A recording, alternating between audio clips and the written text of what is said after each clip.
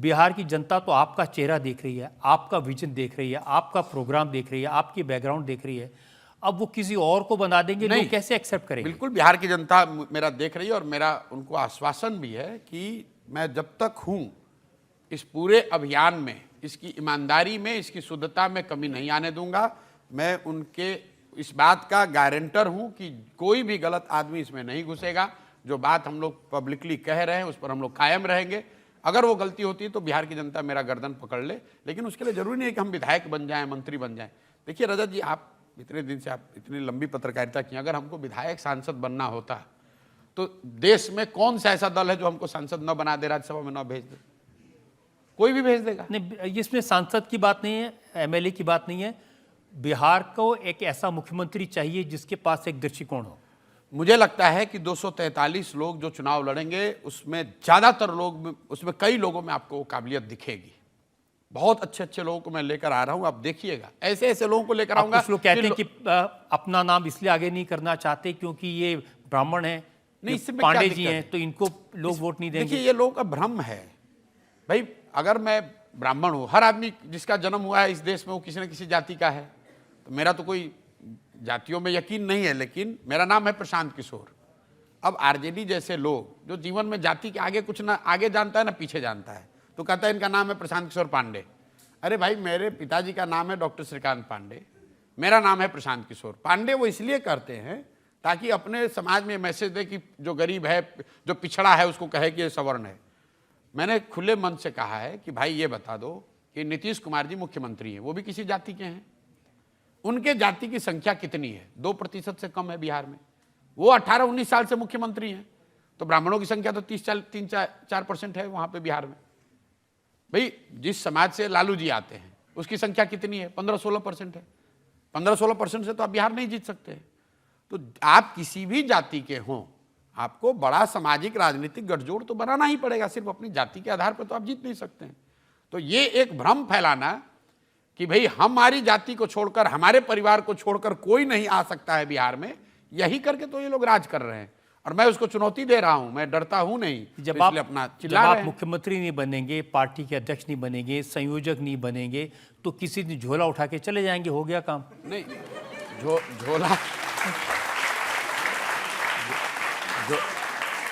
झोला उठाकर चले जाने का तो प्रेरोगेटिव देश के प्रधानमंत्री ने ले रखा है, तो हम तो उनके डोमेन में नहीं घुस सकते हैं। मैं बिहार में अगले 10 साल अपने जीवन का पूरी तरीके से समर्पित हूं।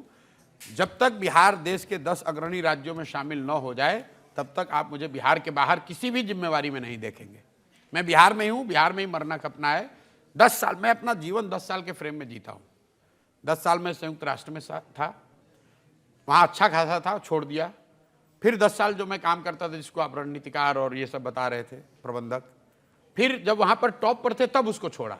अब छोड़कर अपना जीवन का 10 साल, अभी 2 साल हुए हैं, 8 साल मुझे और आप करने दीजिए। मैं आपको बिहार में ये करके दिखाऊंगा।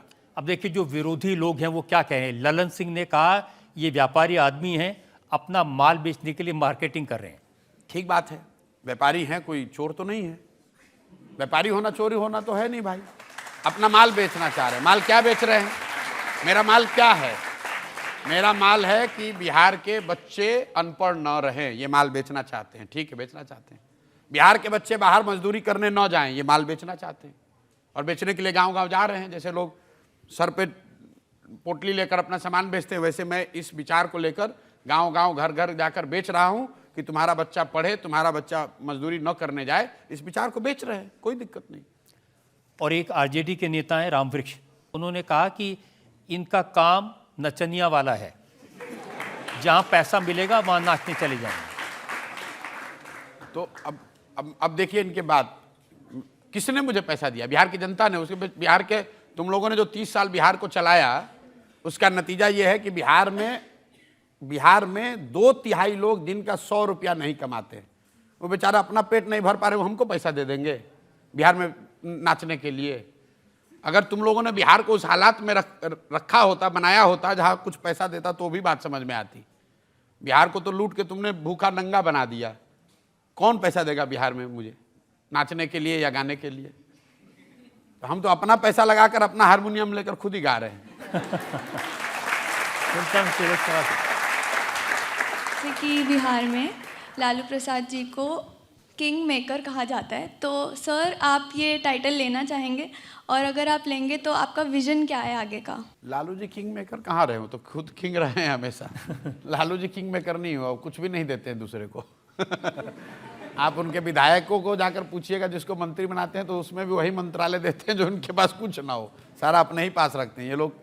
इनकी वो ताकत नहीं है, इनका वो कैरेक्टर नहीं कि किसी को कुछ भी दे सकें, जो है वो सब परिवार के लिए है। आप कह रहे हैं कि बिहार में आपकी पार्टी सभी सीटों पर चुनाव लड़ेगी, इसके लिए आप फंड की व्यवस्था कहां से करेंगे?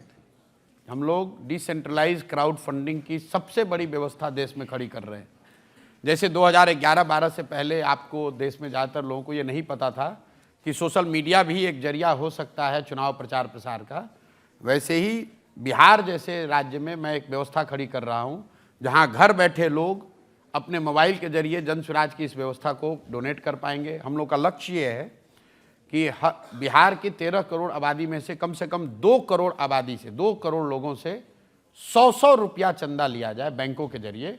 अगर 2 करोड़ लोग 100 रुपया भी देंगे तो जन स्वराज के खाते में 200 करोड़ रुपया होगा, और 200 करोड़ रुपया 243 विधानसभा क्षेत्रों में चुनाव लड़ने के लिए काफ़ी है। अब आप कहेंगे पहले से क्यों नहीं हुआ है? पहले से इसलिए नहीं हुआ है कि एक तो पैसा देने की व्यवस्था नहीं बनी हुई है कि कैसे दिया जाए, प्लस लोगों में वो जागरूकता नहीं है। लोग तो समझते हैं नेता पहले से लूट के बैठा हुआ है, इसको क्यों पैसा दें। लेकिन अगर आप ध्यान से समझेंगे कि बिहार चाहे जितना भी गरीब हो, 2 करोड़ लोग तो ऐसे जरूर हैं जो कि 100 रुपया दे पाए। तो हम लोग गांव में जाकर क्या कह रहे हैं कि अगर तुम 100 रुपया साल में दे दोगे तो तुमको राशन कार्ड बनाने में 2,500 रुपया घूस नहीं देना पड़ेगा। अगर तुम 100 रुपया दोगे तो तुमको इंदिरा आवास के लिए 20,000 रुपया घूस नहीं देना पड़ेगा।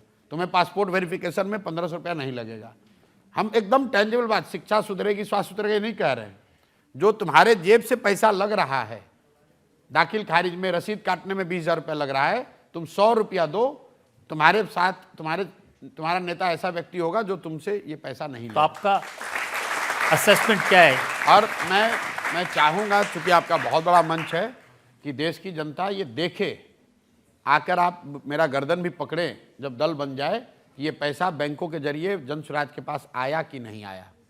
बिल्कुल लोग देने के लिए तैयार बैठे हैं। मुझे रोज सैकड़ों लोग ये कह रहे हैं भैया कब शुरू कीजिएगा, हम लोग एकदम देना चाहते हैं। 100 रुपया क्यों नहीं देंगे भाई?